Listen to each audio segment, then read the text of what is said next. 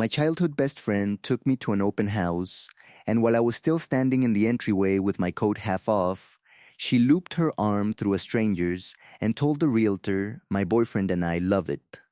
We'll take it. I want to say I understood what was happening in that moment. I didn't. I stood there holding a paper cup of lukewarm coffee somebody had pressed into my hand at the door, and I watched Mara's mouth move around words that made no sense in any order I could arrange them. The realtor smiled the way realtors smile. She lifted a clipboard. She said, "Wonderful. Let's get you two started on paperwork." The man beside Mara turned his head and looked at me for the first time. His eyes did something I couldn't read. Not surprise, not embarrassment, something quieter, something that felt absurdly like recognition. I had never seen him before in my life. "Sorry," I said. My voice came out too bright, the way it does when you're trying to laugh off a mistake in public. "Sorry, I think there's been a mix-up." Mara didn't look at me. She smoothed the front of her coat and said to the realtor, "She's a family friend. She drove me. Isn't she sweet?" The realtor's smile flickered for 1/2 second, and in that half second I understood that whatever was happening had been happening for a long time before I walked through the door. I set the paper cup down on the entry table. My hand was very steady. That's the thing nobody tells you about the moment your life splits in half. Your hand does not shake. Your hand becomes the calmest object in the room because your body has decided, without asking you, that you are going to need it. 2 hours earlier, Mara had called me from the parking lot of the coffee place we'd been going to since we were 16. She said she needed a favor. She said her car wouldn't start and she had an appointment she couldn't miss, and could I please just come pick her up and drive her to one thing. One tiny thing, 20 minutes tops. I said yes, because I had said yes to Mara for 22 years. I said yes, because she was the girl who had held my hair back at 14 after my first and only experiment with peach schnapps. I said yes, because when my mother died the spring, I turned 19. Mara had slept on the floor of my dorm room for 6 nights in a row, so I wouldn't have to wake up alone. You do not say no to that girl. You do not, in 22 years, learn how. So I drove.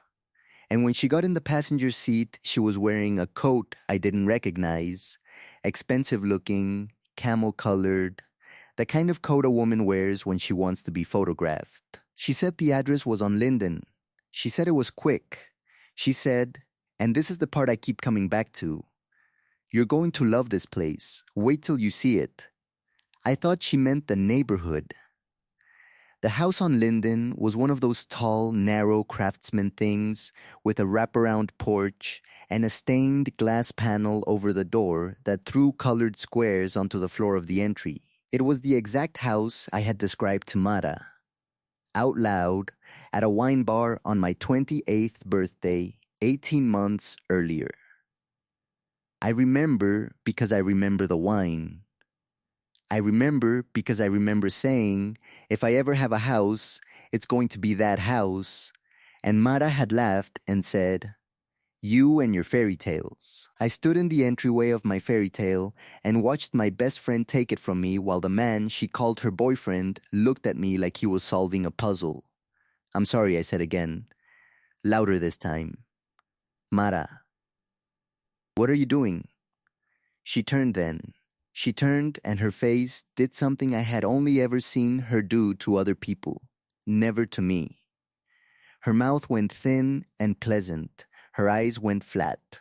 "Claire," she said, and my own name in her mouth sounded borrowed. "Don't make a scene." The realtor said, "Perhaps we should step into the kitchen and give the buyers some space." I said, "The buyers?" Nobody answered me. The realtor was already walking. Mara was already walking. The man whose name I still did not know, hesitated at the foot of the stairs and glanced back at me one more time. And this time I could read his face, and what was on it was worse than anything else that had happened in the last 4 minutes. What was on his face was pity. Pity from a stranger in the house I had described down to the stained glass panel 18 months ago to the woman who was about to sign for it. I walked out. I got in my car.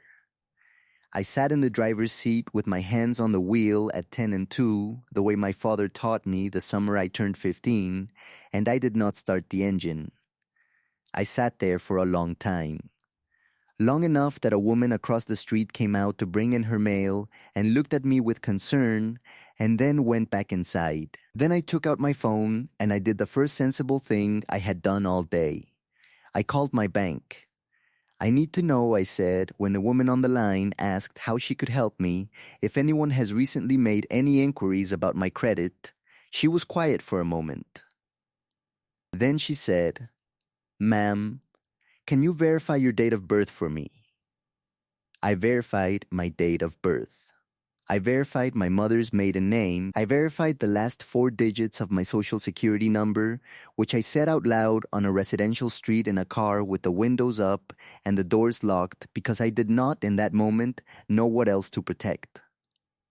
The woman on the line said, "Ma'am, there's a mortgage pre-approval on file from 6 weeks ago for $640,000. Do you want me to pull up the application details?"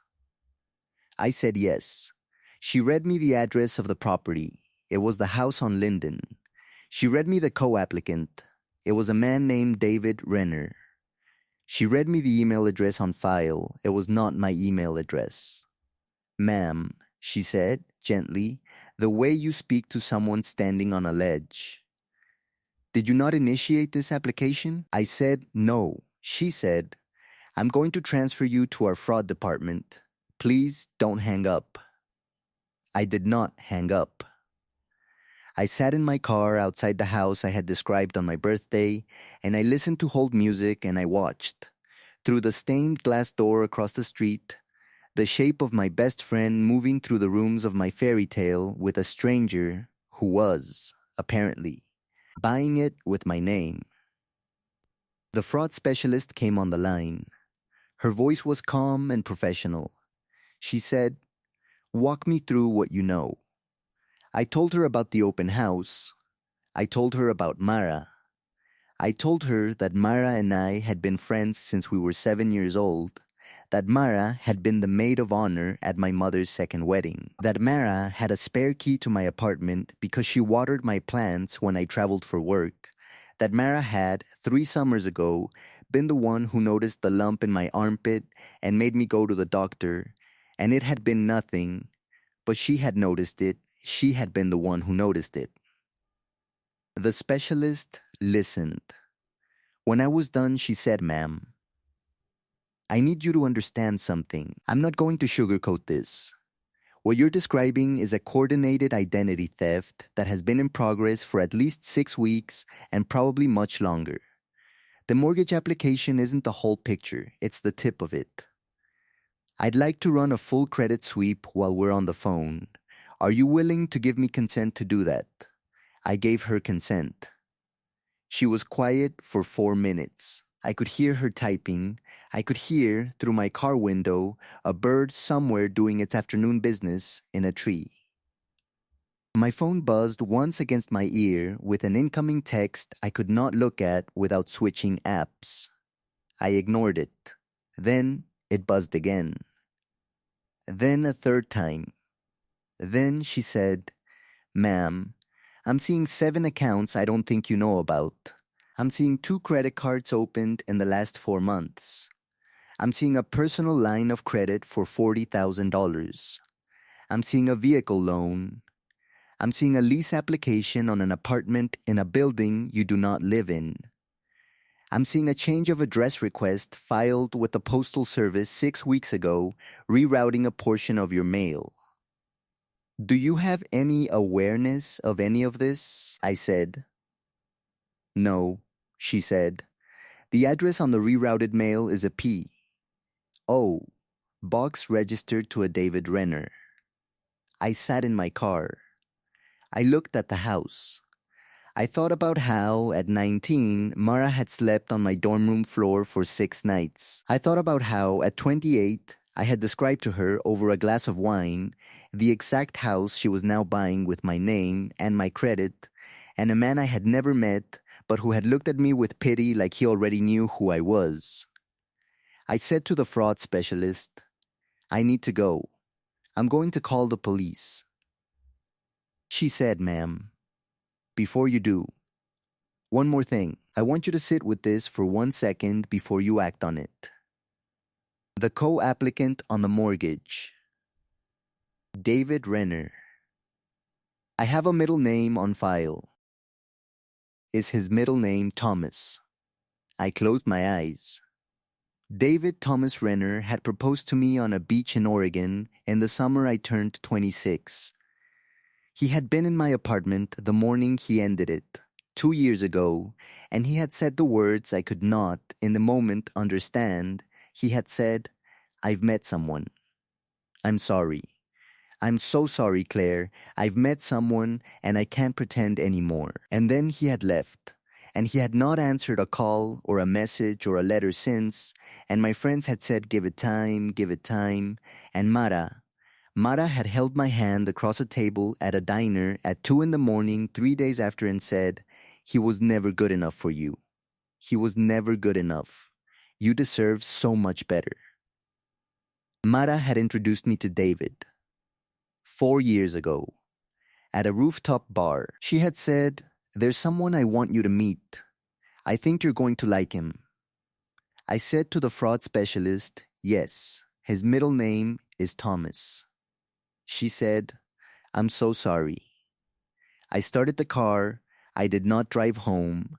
I drove to the police station on 4th Street, and I sat in the parking lot for 11 minutes, putting my face back on. And then I walked in and I told a man behind bulletproof glass that I would like to speak to someone about identity theft and mortgage fraud, and I would like to do it now. Because the closing was scheduled for Friday, and this was Wednesday, and I did not have time to fall apart. The detective who took my statement was a woman in her 50s named Alvarez. She had a coffee cup that said "World's Okayest Mom," and she listened to me for 40 minutes without interrupting once. When I was done, she said, "Miss Whitfield, I want you to know something. What you're describing is going to be prosecutable. I've been doing this for 23 years, and I can tell you right now, based on what you have already, this is a case we can build. But I need you to do 3 things for me, and I need you to do them today." I said, "Tell me." She said, 1, do not confront your friend, do not text her, do not call her, do not go back to that house. 2, send me every piece of documentation you have that establishes your timeline. Emails, texts, bank records, anything with a date on it. 3, do you have anything at all in writing where she referenced this house or that man or that address before today? I thought about it. I thought about 18 months of text messages. I thought about a birthday dinner. I thought about a photograph. I said, "I might. Give me 24 hours. She gave me a card. She said, "Miss Whitfield, off the record, watch your back. People who plan this well do not react calmly when the plan comes apart." I drove home. I locked my door.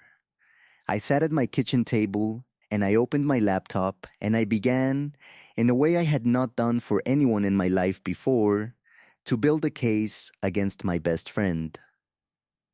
The messages were still there. Of course they were.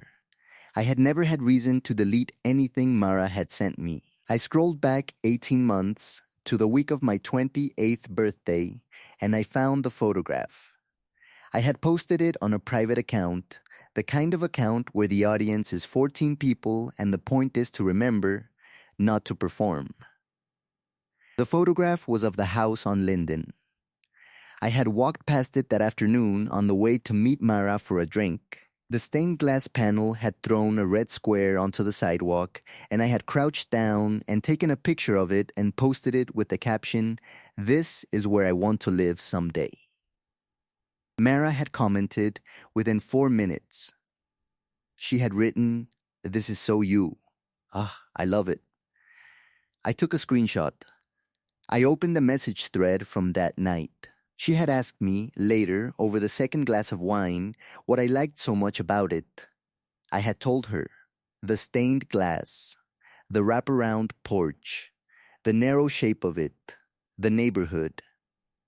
I had said, in a message the next morning because I had thought about it all night, I'm going to save for that house. That specific one. I'm giving myself 5 years. She had responded, "You're going to have it. I know you are." I took a screenshot. I went back further. I went back to David. I opened, for the first time in 22 months, the folder on my desktop labeled D that I had made the week after he left and had not opened since. Inside the folder was every message he had ever sent me. I had told myself I saved them because you save your history. I had told myself I would delete them one day when I was strong enough. I had not deleted them, I read them now, not for the pain, for the timestamps. He had gone quiet in the third week of April 2 years ago. His messages before that had been normal, warm even. He had been planning a weekend trip for the two of us. And then, on a Wednesday, he had sent me one line. "We need to talk." And the next morning, he had come to my apartment and ended it. I opened Mara's messages from the same week. She had texted me the Sunday before. "Are you free tonight? I have something I've been meaning to tell you about. Nothing bad, just life stuff." I had been busy. I had rescheduled to the following weekend. By the following weekend, David was gone, and Mara had spent 48 hours holding my hand at diners, and whatever she had meant to tell me had been quietly absorbed into her performance of grief on my behalf. I sat back in my chair. I looked at my ceiling. I thought about how the story I had been telling myself for 2 years was not the story that had actually happened. Mara had not introduced me to David because she thought I would like him. Mara had introduced me to David because she had wanted him for herself and needed a way to keep him in her orbit until she could pry him loose. Mara had held my hand at that diner not because she was grieving with me, but because she was making sure I never asked the one question that would have unraveled everything. And Mara had waited 2 years. 2 years, patient as a spider, before she surfaced in my life with a coat I didn't recognize and a favor that could not, in 22 years, be refused. My phone rang at 6:42 that evening. It was Mara. I did not answer. She called again at 6:44, and at 6:47, and at 6:51. She texted at 6:53. The text said, "Claire, I know how that looked. Please pick up. I can explain everything. It's not what you think." I took a screenshot. I did not respond. She texted at 7:02. The text said, "Claire, I am begging you. Do not do anything until we talk. There are things you don't understand about this. Things I did to protect you. Things she did to protect me." I laughed, alone in my kitchen, a short, ugly sound. I took a screenshot. At 7:15 she texted, "Claire, I am coming over. I'll be there in 20 minutes. Please just let me in." I forwarded every screenshot to Detective Alvarez. I attached the folder of David's messages. I attached the photograph from my birthday. I attached the 18-month-old thread where Mara had told me I was going to have that house. Then I sent Alvarez one more message. I wrote, "She's on her way to my apartment. I don't know if that changes anything, but I wanted you to know." Alvarez called me back within 90 seconds. She said, "Miss Whitfield, do you have anywhere else you can spend tonight?" I said, "Yes." She said, "Go there now. Don't pack a bag. Take your laptop and your phone charger and your ID and leave. Do not open the door for her. Do not respond to any message." I'm going to have a car swing by your building. If she gets in, I want her on camera. Do you understand what I'm asking? I understood. I left. I drove to my cousin Ellery's apartment across town. I sat on Ellery's couch with a blanket around my shoulders and told her, in the flat voice I had been operating in for 6 hours now, what my day had been. When I was done, Ellery, who had known Mara since we were 9, said one sentence. She said, I never trusted her, and I never told you, because you loved her, and it wasn't my place, and I'm so sorry I didn't. I cried then, for the first time all day, not for what I had lost, for what I had never actually had. At 9:48 that evening, Detective Alvarez called me and told me Mara had knocked on my apartment door for 11 minutes and, when I hadn't answered, had let herself in with a key. The unmarked car outside had watched her go in and had, 22 minutes later, watched her come back out carrying a small cardboard box. Alvarez had a photograph of the box. Alvarez said, Miss Whitfield, do you know what she took? I said, I need to go home and look. She said, I'll meet you there. And Miss Whitfield, bring your cousin. I don't want you in that apartment alone tonight. Ellery drove. I sat in the passenger seat with my hands folded in my lap, and I did not speak for the entire 17-minute drive. Ellery did not fill the silence, which is one of the reasons I have loved her since we were both 9. Alvarez was already in the hallway outside my door when we came up the stairs, with a uniformed officer beside her and a paper evidence envelope in her hand. She said, The lock hasn't been tampered with. She used a key. Walk me through your apartment slowly. Don't touch anything until you're sure it's yours. I walked her through my apartment slowly. My laptop was gone from the desk. That was the first thing. The laptop I had used to look at David's messages that morning. The laptop that had, in its browser history, the entire conversation I had just had with the fraud specialist and the bank. Alvarez wrote it down. The second thing was the notebook by my bed. A small brown notebook I had kept for 6 years, in which I wrote down, once a week, one thing I wanted and one thing I was afraid of. It was gone. Alvarez wrote it down. The third thing was the box in the hall closet. The box that was gone from my hall closet had contained my birth certificate, my social security card, a photocopy of my passport, and, in an envelope I had not opened since my mother's estate closed, a copy of the deed to a small piece of land my mother had left me in Vermont that I had, over 4 years, not once told anyone about except 2 people. My accountant and Mara. Alvarez looked at the empty space in the closet and then at me and said she was planning to take more than the house. I said, How much more? Alvarez did not answer for a moment. Then she said, We're going to find out. But Miss Whitfield, the Vermont land, do you have any idea what that parcel is worth? I said, My mother told me it was 10 acres. She said it wasn't much. She said she kept it because her father had built a cabin there when she was small.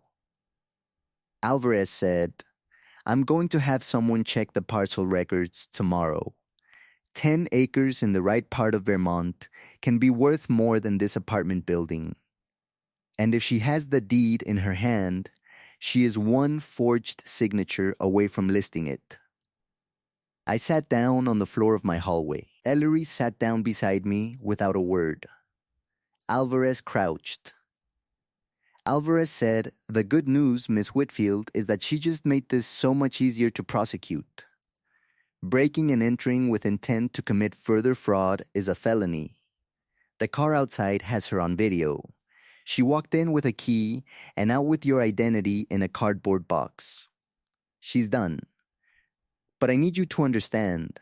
What she did tonight tells me she is not done trying. She came back for the Vermont deed because she already has a plan for it. So from now until we have her in custody, you do not come back here alone. Are we clear? I said, clear, she said. One more thing, and I'm sorry to ask. In your notebook, was there anything in it that would tell her something about you she could still use? I thought about it. I had, 3 weeks earlier, written down that I was afraid the house on Linden would be sold before I could afford it. I had, 2 weeks earlier, written down that I wanted, more than anything, to find a way to trust someone again. I said, yes, Alvarez said, then we assume she has it. And we plan accordingly. The closing on the house on Linden was scheduled for 11 a.m. on Friday. Alvarez told me not to attend. Alvarez told me to be somewhere public, somewhere with witnesses, and to keep my phone on. I did not do what Alvarez told me. I went to the closing. I did not go in. I sat in my car across the street in the same spot where I had sat 2 days earlier, and I watched. Mara arrived at 10:48 in the camel coat. David arrived at 10:52 in a car I did not recognize. They went into the title office together. She was holding his hand. At 11:03, 2 unmarked cars pulled up, and 4 people in plain clothes went inside. At 11:14, David came out first. He was not in handcuffs. He was walking under his own power beside a woman I recognized from the police station. He looked across the street directly at my car. He held my eyes for one long moment. And then he mouthed, so clearly I could read it from 30 feet away. 2 words. I'm sorry. At 11:19, Mara came out. She was in handcuffs. She was not crying. Her face was doing the flat thing it had done in the entryway of the house on Wednesday. The pleasant thin mouth, the empty eyes. She saw my car. She saw me in it. And she smiled. She smiled the way you smile at someone across a room at a party when you want them to know you have not forgotten a single thing. I did not smile back. I drove home. That night, at 11:47, David called me from a number I did not recognize. I answered because I wanted to. I answered because I needed to. He said, Claire. I said, how long? He said, almost from the start. She told me you two had had a falling out. She told me you didn't want to see her anymore. She told me you had a boyfriend. She told me 100 things. I believed her because I had no reason not to. When she showed up at my apartment in April 2 years ago and told me you were seeing someone else, Claire, I'm so sorry. I said, she showed you messages. He said, she showed me messages. Yes, from your phone, she said. I know now they weren't. I know now nothing she said was, but at the time, Claire, I loved you, and she made me believe. I said, why didn't you call me? After, just once, to ask. He was quiet. Then he said, because she told me you had asked her to make sure I didn't. And I was so angry, and I was so hurt. And I thought if you had wanted to talk to me, you would have called. We were both quiet for a while. I said, David, when did you find out the house was in my name? He said, this morning. In the office, when the papers came out. She told me it was hers. She told me the down payment was a family inheritance. I signed as co-applicant 6 weeks ago. She said the paperwork was under my name and hers. When I saw your name on the deed today, I froze. And then the police came in. I said, you didn't know. He said, I didn't know. Claire, I didn't know. I believed him. I don't know why.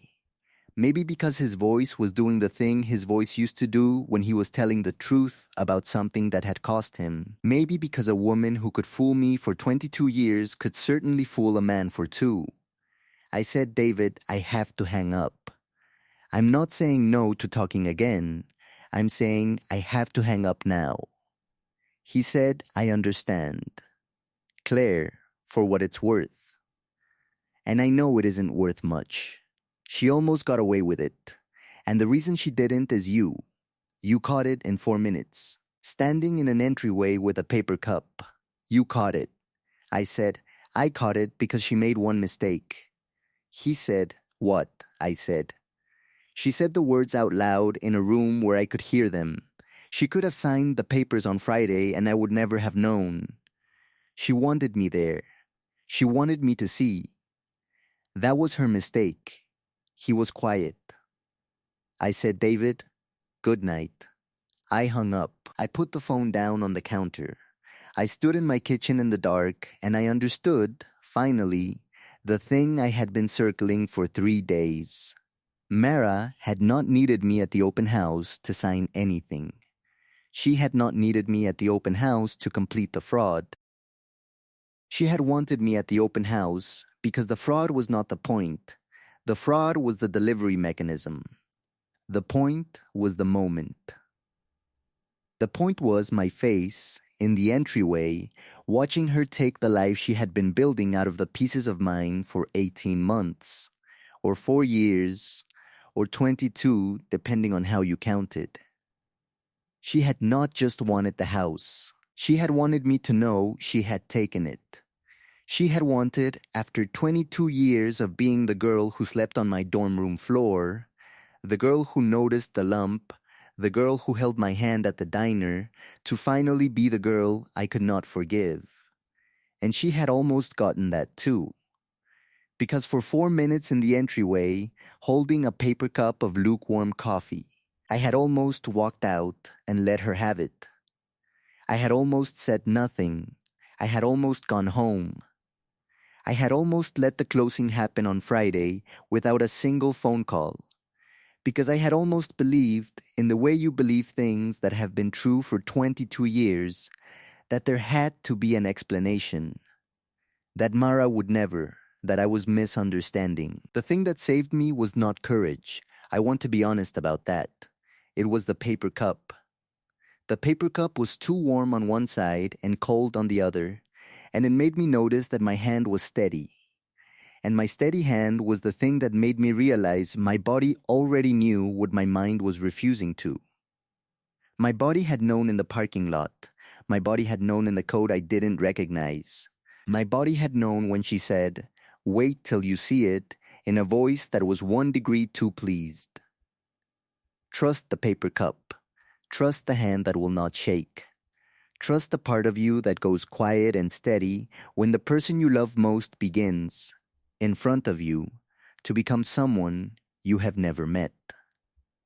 The prosecution took 9 months. Mara pled out on the mortgage fraud, the identity theft, and the breaking and entering in exchange for a lighter sentence on the wire fraud counts. She got 4 years. She will be out in 2.5. Her lawyer asked at sentencing whether I would like to make a victim impact statement. I did not. I sent instead a single sheet of paper to the judge. On it, I had written one sentence. The sentence was, she was the only person in the world who knew what house I wanted, and she used it. The judge read it aloud in court. Mara did not look at me. She looked at her hands.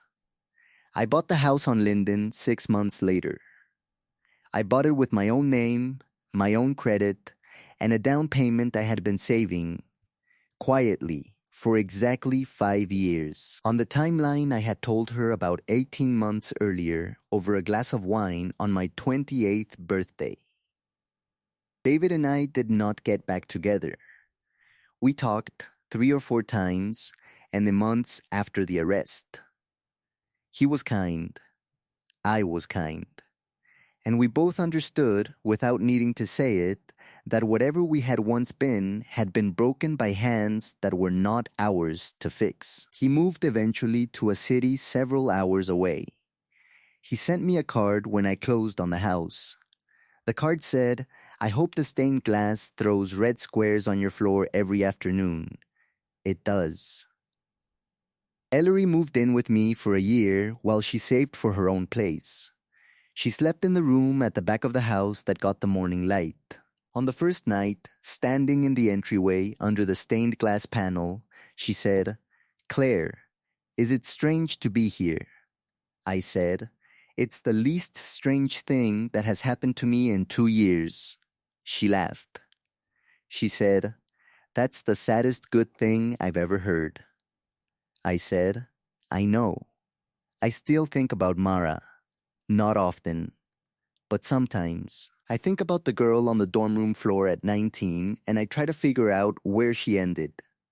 I don't know if she was ever real. I don't know if the girl who noticed the lump was performing even then, laying groundwork 4 years early for a favor she would not name until she needed it. I don't know if she loved me at all, in any of the ways I understood the word, or if I was, from the beginning, the shape of a life she wanted to slowly step into. I don't think I'll ever know. I think that's the part I have to learn to live with. Not the loss of the friendship, the loss of the ability to trust my own memory of it. There is a specific kind of grief for a person who is still alive and who did not die and who did not leave, but who turned out on a Wednesday afternoon in an entryway with a paper cup of lukewarm coffee to have never been the person you thought they were. It is not the grief of a funeral. Funerals end. This grief is a room you walk into sometimes without meaning to, and you sit in it for a while, and then you get up and you go make dinner. Because the house is yours, and the stained glass is still throwing red squares on the floor, and the girl who wanted this house at 28 got it at 30, and the woman who tried to take it is somewhere she cannot reach her. I light one candle on my birthday every year. Not for her, for the girl on the dorm room floor, whoever she really was, in case she was real for a little while, in case, somewhere under all of it, there was a version of her who meant it. I don't say her name when I light it, I just light it, and I let it burn down, and I let it go out. That is the most forgiveness I have in me. It is not much. It is what I have. If you have ever stood in a room and watched someone you love, someone you would have given a kidney to on a Tuesday, casually and pleasantly announce a version of your life that has no place for you in it, then you already know the silence I mean. It is not loud. It is the quietest thing in the world. And the strangest part is that when it happens, your hand does not shake. Your hand becomes the calmest object in the room. Have you ever had a moment where you realized, in one sentence spoken by someone else, that the story you had been telling yourself about a person for years was not the story that had actually been happening? And when you look back now, is there a person whose kindness you have spent years grateful for and only recently begun to wonder if it was ever kindness at all? And if the answer is yes, whose name are you thinking of right now as you read this? Tell me in the comments. I read every one. And if this is the first video of mine you've watched, subscribe. There are more stories like this one, and the next one starts on Sunday.